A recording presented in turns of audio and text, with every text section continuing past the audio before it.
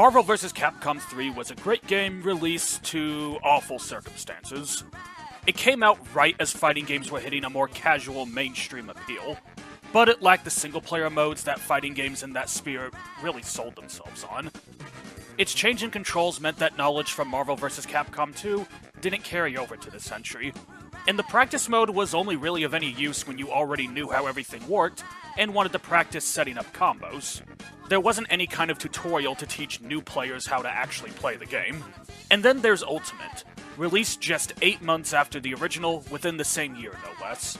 The $40 edition was actually a good deal for what you got, especially after the Heroes and Heralds mode got added for free. But the idea of buying a second edition of a game many bought for full price earlier that year left a bad taste in players' mouths. It came off as a cash grab at the time, even though we now know that it was rights issues that led to Ultimate being chosen over individual DLC packs. But that's the past. Nowadays, it's looked upon more favorably as a great love letter and a strong fighting game, even if things like the X Factor are a point of contention. Its roster is definitely the biggest 180 in terms of reception. It was initially criticized for some very questionable inclusions and exclusions, most notably the likes of Mega Man being missing despite having Zero and Tronbon, and the only new Street Fighter character being added was C. Viper, a, at best, so-so character. Sure, as far as Street Fighter 4 reps go, there was a much worse choice they could have gone with, but there was clearly a better option as well.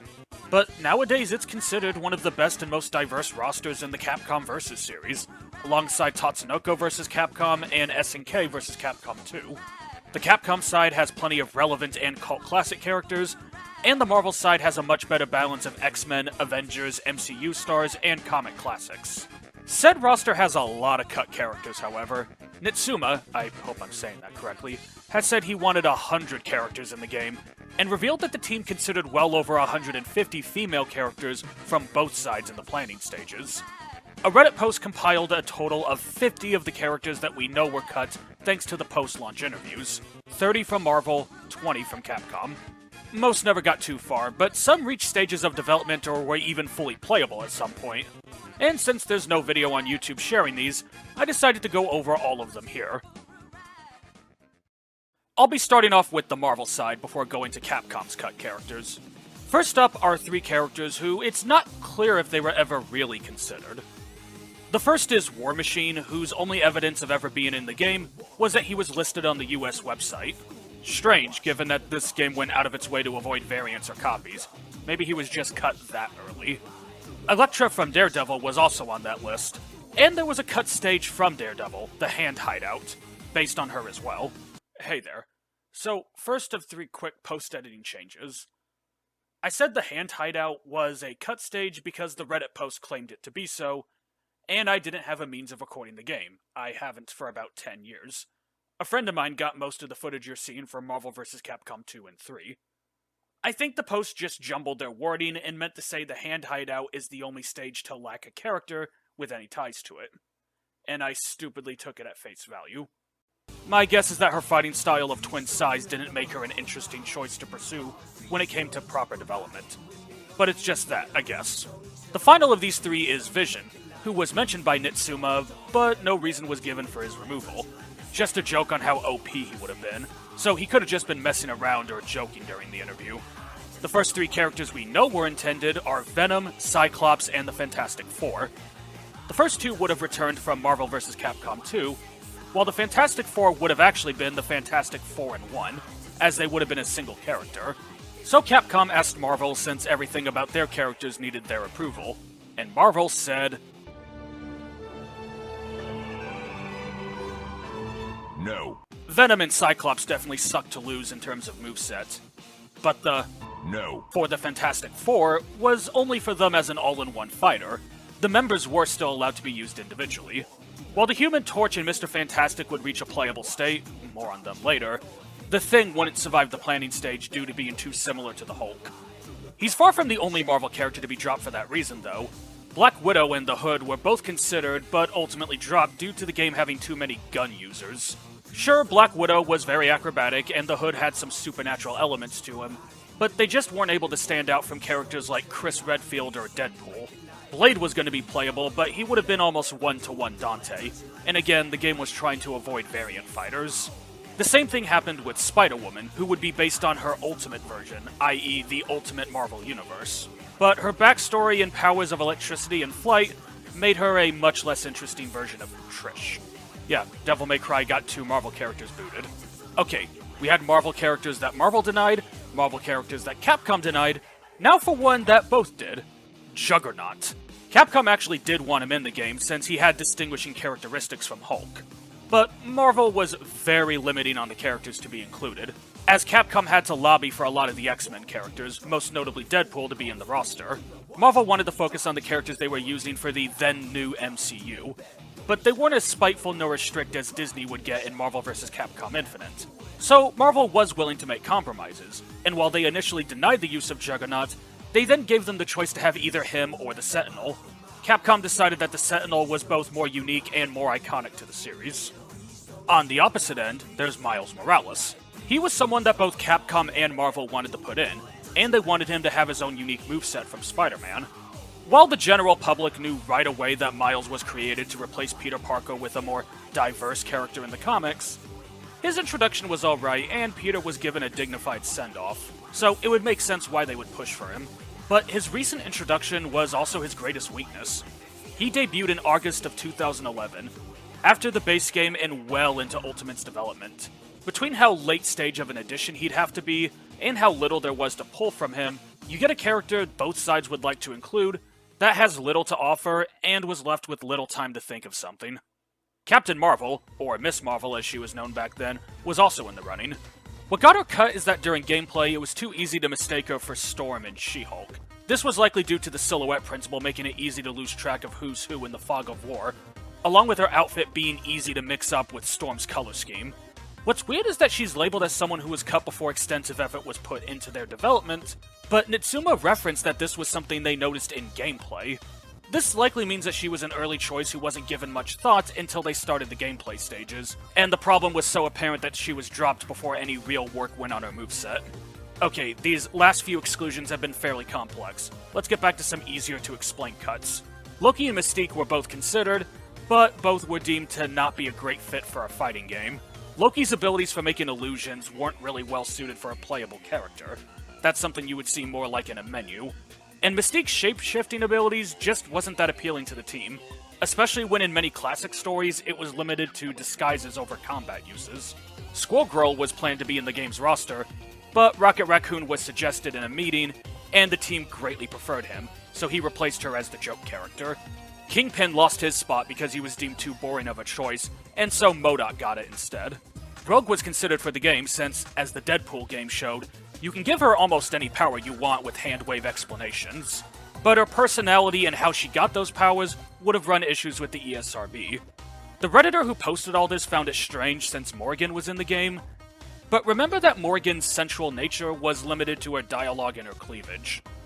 Whereas in Marvel vs. Capcom 2 and beforehand, they could keep a lot of her succubus nature because those games were not sold to the public. They were sold to arcade vendors who decide if it's appropriate to have those games in their stores to begin with. So, earlier Marvel vs. Capcom games never had to go through the ESRB. Second interjection here.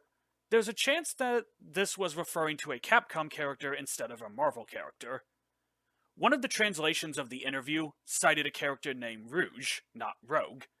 Power Stone has a fortune teller and belly dancer named Rouge who, especially with her powered-up version, would absolutely raise some ESRB issues. Psylocke was another character they really wanted, and they really liked the idea of her being the Marvel writer to Strider, but decided she wasn't popular enough to include when roster space was at such a premium. While a lot of Capcom characters were deemed not popular enough, Psylocke is the only Marvel character to be removed for a lack of popularity. And finally, Black Panther was considered to be one of the characters added in Ultimate.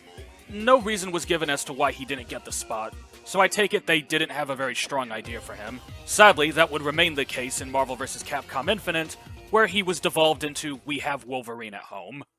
Okay, that's all of the Marvel characters who were cut early on in the development process. Now for the Capcom side. Psylocke may have lacked popularity, but Ingrid appears to have been removed due to outright disdain. Seen as the face of the very unpopular Capcom Fighting Evolution, she was pitched as an unconventional Street Fighter representative, only to be immediately shot down by Nitsuma. The Breath of Fire series apparently had a lot of candidates that were cut due to how unfamiliar they are in the West. but Kat was specifically cited as someone the team wanted because they wanted a female staff user, though they kept losing priority to other characters. Mei Ling from Red Earth and Sun Sun from Marvel vs. Capcom 2 were considered and dropped for the same reasons. As an aside, putting Sun Sun into Marvel vs. Capcom 3 and not Ruby Heart would have not gone over well in the slightest. Darkstalkers had the most considered characters of any one Capcom franchise, if the Redditors to be believed. Only a handful of characters were labeled in there, but apparently most of the franchise was up for consideration. If I had to guess one character who was not on the list but was considered, it would have been Pyron. To me, he just makes too much sense, a perfect fit for a partner for Galactus. According to the developers of Marvel vs. Capcom Infinite, though, Jetta's a character they've been trying to get into the series for some time, but the bloody nature of his finale made that an issue. It was only with Jetta's discovery of the Shadow Realm in Marvel vs. Capcom Infinite that he finally became playable. Nitsuma did confirm that Dimitri was removed for similar reasons. His level 3, Midnight Bliss, would have been difficult to implement thanks to the ESRB. On top of the obvious issues of the age rating, in the Darkstalker series, each character had their own design of a woman that Dimitri would turn them into, and they wanted to keep that for the game. But Darkstalkers seldom has more than 15 characters. The base game had 36, and the final game had upwards of 50 if we count the DLC. And Marvel would need to approve of every transformation for each of their characters. Yeah, this was never happening. Donovan was also considered for the roster, but instead Felisa and Heisenko were chosen. There was concept art for Anita, the little girl Donovan protects, to be a grown-up fighter. While the actual design was never shared, Nitsuma made it clear he thought the design was in poor taste. There was Arietta from Cyberbots, but if Rogue was too risque for the ESRB, what chance did the naked woman piloting a mech have? Jean from Godhand was a contender, but was dropped in favor of a revamped Frank West. There was also a candidate from Monster Hunter, but in terms of the hunter, they couldn't even decide what sex the avatar would be, and when it come to having a monster from the series, Firebrand was considered a better choice. Tessa, the witch from Red Sun, was another character that Nitsuma personally wanted. To be more precise, he really liked the idea of her being a rival to Doctor Strange. But he wasn't able to sell the team on the idea, so she never got any proper planning or development done on her. Samana Uosuke, the guy from the first Aminusha. He was someone they wanted to add, but there's legal issues involving him. His character is based on his voice actor, who himself is a very big Eastern celebrity. They can only use him when he's involved in the project or gives the okay to use his likeness. The same thing actually happened in Tatsunoko vs. Capcom with the Lost Planet representative. The final 3 Capcom characters who didn't make it in are interesting, as all 3 were labeled as top priority. They were intended to be added, but the team didn't have time for it. These were X from Mega Man X, chosen over Classic Mega Man because the proportions better fit the Marvel cast, Franziska von Karma, a whip-wielding prosecutor from the Ace Attorney series who, along with Phoenix Wright, was meant to be in Tatsunoko vs. Capcom, and Chuck Green, protagonist of Dead Rising 2, one of Capcom's newest releases at the time. The interviews also confirmed that the Ultimate rendition was supposed to have another 8 characters on top of the 12 they added. I'd call it a safe bet that these 3 were meant to make up Capcom's missing additions. We do, however, know of 2 characters who were part of that club: Luke Cage as Power Man and John Talbane. The 2021 earthquake and tsunami that hit Japan caused development to have to be cut short, resulting in the missing 8. Luke and John are the only ones directly confirmed here, but on top of X, Karma, and Chuck, it's speculated that the Heroes in Herald's mode was moved to post-launch update because of the tragedy as well. Luke and John break this video into the third category, confirmed work. These are characters that lasted long enough to get to a later phase of development, either by working out a proper moveset or reaching a proper playable state. Why Miss Marvel wasn't considered part of this is beyond me. Unlike the previous 2 segments, this one won't specifically be divided by company. 2 characters were meant to return from previous entries: Spiral from Marvel vs. Capcom 2, and Soki from Tatsunoko vs. Capcom. Spiral just wasn't translating well to 3D, and her assets were too difficult to get working in unison, so she was cut. Soki did reach a playable state, and was lifted almost point for point from Tatsunoko vs. Capcom, but he didn't translate very well. While Soki was a top-tier choice for the slower Tatsunoko vs. Capcom, his need to level up to achieve his damage output made him too slow and weak for the faster Marvel vs. series. They tried tweaking him, but getting the right balance was proving to be difficult. In the end, he was cut, and the idea of a power-up fighter instead was used with Frank West and Phoenix Wright in the Ultimate Edition. The Human Torch was fully playable with a complete moveset, but because he was constantly on fire, he started eating into the memory of the game. His mere presence would cause the game to slow down. To fix this, Marvel actually came in and suggested using the Super Scroll, since he could use all of the Fantastic Four powers at once. Since an already playable Mr. Fantastic was going to be dropped, because they didn't like the idea of only one character of the Fantastic Four being playable, their antagonist became the representative instead. The most well-known cut character, Dr. Octopus, was fully playable, and he even had a theme song made for the game, but the tentacles he fought with were incredibly glitchy. It's not clear if these bugs were just visual issues, or if the attacks themselves were just not working. But either way, it was deemed unacceptable, and it wasn't something they could fix in time, so he got cut. It's not known if he was intended to be fixed for Ultimate or not. Gil from Street Fighter III was a fully functioning fighter, and was in the game until almost the end. Unlike most of the Marvel characters, Gil's removal had nothing to do with any technical issues. He worked perfectly fine. But his tall stature with the game's speed led to him feeling very unnatural during gameplay. He was replaced with Nemesis, who shared the same massive frame and works as a slow, immovable force. Two Breath of Fire characters reached proper development. The first is Fo Lu, who was picked as a Japanese fan favorite. He actually had too many move ideas. Laser swords, monster servants, the ability to transform into a dragon, but all of this would have taken too much time to implement. So he was dropped to put time and resources into other fighters, like Nina, another Breath of Fire character, a regular of the series, and someone who was almost in the final release. She was based on her Breath of Fire 1 appearance, and her level 3 was going to be summoning other Ninas across the franchise. Think Mega Man's Final Smash from Smash Bros. She was ultimately cut in favor of Firebrand for some moveset variety. Presumably she wasn't finished despite how far along she was to keep the roster size evenly split between the Capcom and Marvel characters. Getting back to Marvel, more technical issues take out characters. The Silver Surfer was playable, but they couldn't get his surfboard to work in the game's engine, and him fighting without it made him look like a discount Iceman. Multiple Man's main gimmick was even more taxing on the game than the Human Torch's flames were, so he wasn't long for the game. And then there's Cloak and Dagger. This Marvel character is effectively a JoJo character, with one being a stand and the other being a stand user. While this concept was cool, the assets were clashing with each other. It's never fully explained, but I imagine clipping was a massive issue. And incorporating the 2-in-1 fighter in a game that's already a 3-on-3 tag team fighter was too much to work out in a timely manner. Masahiro Sakurai ran into a similar issue trying to get Rex into Smash Ultimate with Pyra and Mithra, actually. And finally, Emma Frost was fully playable and being worked on, but Marvel approached Capcom with the idea of using Phoenix, the Marvel character, not the lawyer, and having her transform into Dark Phoenix if defeated under the right circumstances. Capcom really liked this idea, and so development on Emma was stopped in order to work on her. Okay, I lied. There's one more character. If you can be a god, then what shall we call Galactus? He's technically playable in Ultimate, but only in a single individual mode. However, by going through the game's files, Galactus has a bunch of unused callouts, one for every playable character in the game, as if he was tagging them in a battle.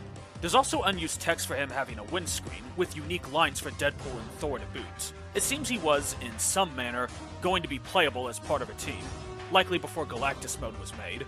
Another possibility is he would have had a scaled-down form for these team battles, and that this idea had to be cut due to the 2011 catastrophe. There we are, a little over 50 characters at some point intended for Marvel vs. Capcom 3. Part of what makes this what could have been Sting so much is that, in hindsight, this was the end of the Capcom vs. series. Sure, there was Marvel vs. Capcom Infinite, but that game was infamously mired by Disney having their hands all over it, deciding what they can and can't do with no interest in compromising. But let's put aside how Marvel, ever since Disney's acquisition, has been in a state of decay in every manner beyond the films, and now even that's dying. It's not just the decline of modern Marvel that's iced the Versus series, it's the lack of a need for a new Versus game. Marvel was already making games with Capcom in the arcades, and the crossover fighters could reuse a lot of sprites and make, well, a lot of new arcade cabinets. SNK was a celebration between the two companies, and Tatsunoko vs. Capcom was a request for Capcom to make a celebration game for Tatsunoko's various IPs. Most other big franchises that would be worth crossing over with Capcom already have other game companies to make fighters for them if they want. DC Comics has NetherRealm Studios and Warner Bros. Games at large. Nickelodeon has Game Mill, and really anybody willing to pay for the license. Shonen Jump has Bandai Namco, Star Wars has EA, so on and so forth. Between all of that and how a lot of copyrights have only gotten harder to work with over time, the Capcom vs. series seems to now be a relic of a bygone era that will only receive a new entry in very precise circumstances. But if this was the last true Capcom vs. game, depending on how you want to look at Infinite, this was ultimately a good note to go out on, and I'm confident to say that this is the best roster of any of the Marvel fighters. It may not have as many characters as Marvel vs. Capcom 2, but there aren't any copies or variants, as even X-23 and Wolverine play differently, and it didn't need to just reuse most of the Street Fighter roster for it.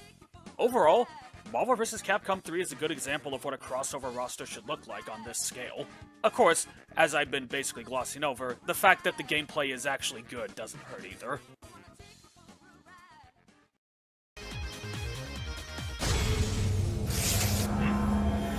You are not unlike an ant fighting the sun. Now I can add killing a god to my resume. The battle for Earth! Live and let die!